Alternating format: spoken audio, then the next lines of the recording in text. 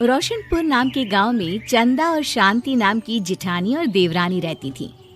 चंदा का पति बहुत पैसे वाला था। उनके पास किसी भी चीज की कोई कमी नहीं थी और उसके विपरीत शांति का पति बहुत ही गरीब और नशेड़ी था। शांति चंदा के घर में काम करके अपना घर चलाती थी। भाभी, घर पर खाने के लिए कुछ भी नहीं है। अगर आप थोड़ा खाना दे पाए तो बहुत मेहरबानी होगी। मुझे जो भी पैसे मिलते हैं वो तो आपके देवर नशे में उड़ा देते हैं। ये तुम लोगों का ना रोज रोज का ड्रामा हो गया है। अब देवर जी कमाते नहीं है तो मैं क्या करूं? तुम्हारा पति तो तुम्हारी सारी कमाई दारू में उड़ा देता है। रहने दो भूखा उसे।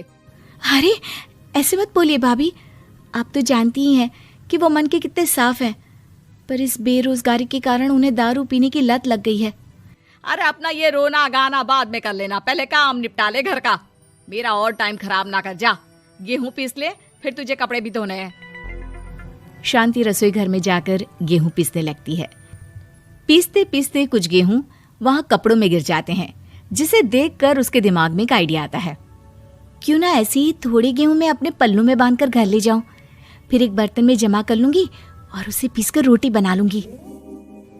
कुछ दिन तो ऐसे ही चलता रहा, मगर फिर एक दिन चंदा ने शांति को ऐसा करते हुए देख लिया। अरे पहले तो मुझे लगा तुम लोग बस गरीब हो, पर तुम लोग तो चोर भी हो। चोरनी कहीं की। मुझे तो लगता था तू गेहूं पिसती है, पर तू तो अपने पल्लू में गेहूं छुपा कर ले जाती है। निकल मेरे घर से। मुझे माफ कर दो भाभी, हमारे पास खाने के लिए एक दाना तक नहीं था, इसलिए मुझे ये सब करना पड़ा। अरे तुम लोग मेरे रिश्तेदार हो, इसीलिए दया कर कर तुझे मैंने अपने घर पे काम पर रख लिया, पर तू और तेरा पति हमारे खानदान का नाम मिट्टी में मिलाने पर उतारू हो चुके हैं। आपको मुझे जितनी गालियां देनी है दीजिए, मारना है तो मार भी लीजिए भाभी, पर मुझे काम से मत निकालिए। परिवार की बात है, वरना कोई और ऐसा काम करता ना तो धक्के मार कर कब से घर का बाहर निकाल दिया होता। रोते रोते शांति अपने घर चली जाती है, जहाँ उसका नशेड़ी पति कहता है, अरे कहाँ रह गई थी कामचोर? इतनी देर क्यों कर दी?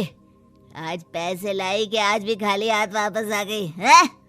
अपने हाथ दिखा। जरूर पैसे छुपा लिए ताकि मैं दारू ना पी पाऊं। नहीं जी, मैं आपसे क्यों छुपाऊंगी, और अभी आप दारू पीने की बात कर रहे हैं, उसी कारण तो आज हम लोगों की ये हालत हो गई है। किसी काम की नहीं है तू, बिना मार खाए समझेगी नहीं।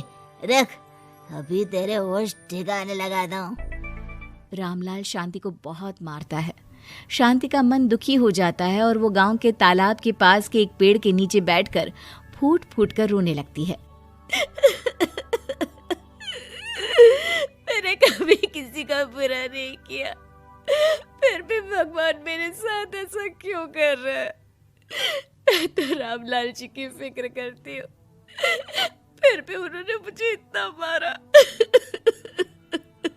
तभी उसे एक आवाज सुनाई देती है, रोने की कोई जरूरत नहीं है बेटी, चिंता क्यों करती हो? ये आवाज कहाँ से आ रही है? शांति अपने आसपास देखती है, उसे कोई नहीं दिखता। वो ऊपर देखती है, जहाँ उसे एक छोटी सी परी दिखती है। आप कौन है? आप तो कोई परी लगती हैं। हाँ बेटी, मैं इसी पेड़ पर रहती हूँ। मैंने तुम्हारी सारी बात सुनी, अब तुम्हें फिक्र करने की कोई जरूरत नहीं। अपनी आंखें बंद करो। शांति आंखें बंद करती है और जादुई परी अपनी छड़ी घुमाती है। उसकी छड़ी घुमाते ही पेड़ के सारे पत्ते सुनहरे रंग के हो जाते हैं। परी उनमें से एक पत्ता तोड़ लेती है और फिर से अपनी छड़ी घुमाती है, जिसके कारण सारे पत्ते पहले की तरह साधारण से दिखने लगते हैं। आंखें खोलो बेटा। लो, इस पत्ते को ले जाकर अपने तकिए के नीचे रख देना। ये तो एक साधारण पत्ता है, इससे क्या होगा? ठीक है, अगर आप कहती हैं तो मैं इसे रख लेती हूँ। शांति उस पत्ते को लेकर अपने घर जाती है और अपने कमरे में तकिए के नीचे रखकर सो जाती है। सपने में उसे वही पेड़ वाली जादुई परी दिखाई देती है। बोलो शांति, क्या चाहिए तुम्हें? मैं चाहती हूँ हम बहुत अमीर हो जाए और मेरे पति नशा करना छोड़ दे, उन्हें कोई काम भी मिल जाए। कल जब तुम सुबह नींद से जागोगी, तुम्हारी इच्छा पूरी हो गई होगी। अगली सुबह शांति नींद से जागती है, अपने आसपास का नजारा देखकर चौंक जाती है। उसके बिस्तर पर चारों तरफ सोने चांदी रखे हुए थे।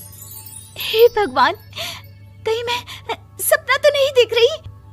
इतना सारा सोना, वो भी मुझ गरीब के पास। रामलाल जी को बताती हूँ, वो बहुत खुश होंगे। शांति जैसे ही कमरे के बाहर जाती है, वो देखती है कि रामलाल सूट बूट पहने काम के लिए बाहर जा रहा होता है। मुझे शहर में एक नौकरी मिल गई है शांति, मुझे आने में देर हो जाएगी, घर का ध्यान रखना। और इस तरह शांति बहुत अच्छा जीवन बिताने लगती है।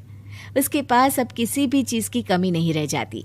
रातों रात शांति के पास आए इतने पैसों को देखकर उसकी जिठानी उससे पूछती है, अरे क्यों रे शांति, कहीं बड़ा हाथ मारा है क्या? अचानक तुम लोगों के पास इतना पैसा कैसे आ गया? नहीं नहीं भाभी, ये सब तो जादुई परी के दिए हुए पत्ते का कमाल है। शांति जादुई पत्ते के बारे में सारी बात चंदा को बताती है, जिसे सुनकर चंदा के मन में लालच आ जाता है और वो झूठ मूठ रोते हुए उसी पेड़ के नीचे जाती है जहाँ उसकी रोने की आवाज सुनकर जादुई परी कहती है, क्या हुआ बेटा, क्यों रो रही हो? मैं बहुत गरीब हूँ, मेरे पति मुझे बहुत मारते हैं, अब मैं जीना नहीं चाहती। चिंता मत करो बेटा, अपनी आंखें बंद करो। जादुई परी चंदा को भी उसी पेड़ का एक पत्ता देती है और तकिए के नीचे रखने को कहती है। चंदा उस पत्ते को लाकर अपने तकिए के नीचे रख लेती है और अगली सुबह जब उठती है तो उसके कमरे में चारों तरफ सांप बिच्छू रहते हैं। अरे बचाओ बचाओ, कोई मुझे बचाओ, ये कैसा पत्ता है जिसे लाने के बाद उस गरीब शांति के पास तो इतना सारा सोना आ गया, और मेरे चारों तरफ ये सांप बिच्छू, अरे कोई बचाओ। चंदा अपनी जान बचाती हुई शांति के पास जाती है। चलिए भाभी, मुझे लगता है आपके घर में सांप बिच्छू को बस जादुई परी ही हटा सकती है। दोनों मिलकर जादुई परी के पास जाते हैं। ये सब तुम्हारे बुरे इरादों का नतीजा है चंदा।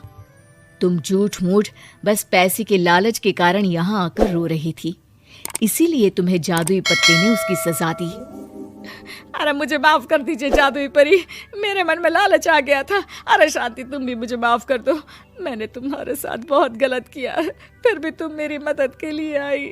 चंदा को अपनी गलती का एहसास हो जाता है, इसलिए जादुई परी उसके घर से सारे सांप बिच्छू को गायब कर देती है। चंदा और शांति आपस में मिलजुल कर रहने लगती हैं।